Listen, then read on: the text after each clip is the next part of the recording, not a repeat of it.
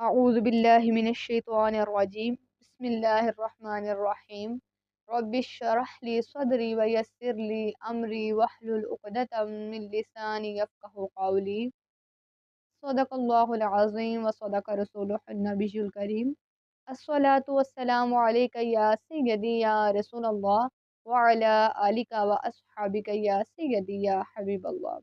السلام علیکم ورحمۃ اللہ وبرکاتہ۔ امید کرتی ہوں آپ سب خیر و عافیت سے ہوں گے۔ اللہ رب العزت آپ کے تمام معاملات میں خوشادگی عطا فرمائے اور آپ کو گناہوں سے بچنے اور زیادہ نیکیاں کمانے کی توفیق عطا فرمائے، آمین ثم آمین۔ اللہ رب العزت قرآن پاک میں فرماتے ہیں قل ما انفقتم من خیر، فرما دیجئے جو کچھ نیکی میں خرچ کرو، فللوالدین، پس وہ ماں باپ کے لیے ہو، وللاقربین، قریب کے رشتہ داروں کے لیے، والیتامی، اور یتیموں کے لیے، والمساکین، اور مسکینوں کے لیے، وابن السبیل، اور راہ گیر کے لیے ہو، وما تفعلوا من خیر فإن اللہ بہ علیم، اور جو کچھ بلائی کرو گے بے شک اللہ رب العزت اس کو جانتا ہے۔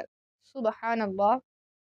محترم ناظرین، اللہ تعالیٰ نے ہمیں اتنا خوبصورت دین دیا ہے، اتنا پیارا دین دیا ہے جو محبتوں کے ساتھ مل جل کر رہنے کا درس دیتا ہے۔ نبی کریم صلی اللہ علیہ وآلہ وسلم نے ارشاد فرمایا جو تجھ سے توڑے تو اس سے جوڑ۔ کتنا خوبصورت جملہ ہے، کتنی پیاری حدیث ہے کہ جو تجھ سے تعلق توڑنا چاہتا ہے یہ نہ کہہ کہ ٹھیک ہے تو نے توڑا تو میں نے بھی توڑا، نہیں، وہ توڑے تو جوڑ، وہ توڑنے کی کوشش کرے تو جوڑنے کی کوشش کر، وہ لا تعلقی کرے تو تعلق کو قائم رکھنے کی کوشش کر۔ آپ نے کیا خوبصورت تعلیم دی ہے۔ جو آدمی دور ہونا چاہ رہا ہے، جو آدمی ہمیں چھوڑنا چاہ رہا ہے، جو شخص ہم سے دور ہونا چاہ رہا ہے، ہم کوشش کریں کہ وہ ہمارے ساتھ جڑا رہے، قریب رہے، پیار باقی رہے، محبتیں ختم نہ ہو، اس لیے کہ مل کر رہنے سے برکت ہوتی ہے، اور جب مل جل کر رہیں گے تو رنجش ہو جانا ایک فطری سی چیز ہے۔ تو شریعت نے کہا ہے کہ اگر ایسا ہو جائے تو دوسرے سے معذرت کر لو، اور ارشاد فرمایا جو تجھ پر ظلم کرے تو اس کو معاف کر دے، جو تجھ سے برا معاملہ کرے تو اس کے ساتھ اچھا سلوک کر۔ کیا خوبصورتی ہے، یہ عظمت ہے انسان کی۔ اب جس بندے میں یہ خوبیاں آ جائیں، سوچے وہ گھر کتنا بہترین ہوگا، وہ انسان بھی معاشرے کا بہترین انسان ہوگا۔ شریعت نے رشتے ناطے جوڑنے کا حکم دیا ہے، لیکن آج تو خون ہی اتنے سفید ہو گئے ہیں، بھائی بھائی کا احساس ہی نہیں کرتا۔ یہ قرب قیامت کی علامت ہے۔ نبی علیہ الصلوۃ والسلام نے ارشاد فرمایا تم زمین والوں پر رحم کرو، آسمان والا تم پر رحم فرمائے گا۔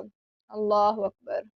یعنی جو انسان اپنے بہن بھائیوں کے ساتھ، اپنے پڑوسیوں کے ساتھ، اپنے رشتہ داروں کے ساتھ، اپنے دوستوں کے ساتھ، عزیز و اقارب جتنے بھی اس کے جاننے والے ہیں ان کے ساتھ اگر اچھا سلوک کرے گا، ان کے ساتھ اگر جوڑ کے رکھے گا تو اللہ رب العزت بھی خوش ہوگا اور اس پر رحم فرمائے گا۔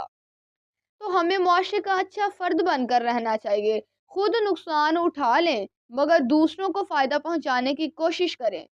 خود نقصان اٹھانے سے یہ مراد نہیں کہ انسان اپنے آپ کو مصیبت میں مبتلا کر لے، نہیں، لیکن یہ کوشش کریں کہ میری وجہ سے کوئی دوسرا نقصان نہ اٹھائے، کسی دوسرے کو تکلیف نہ ہو۔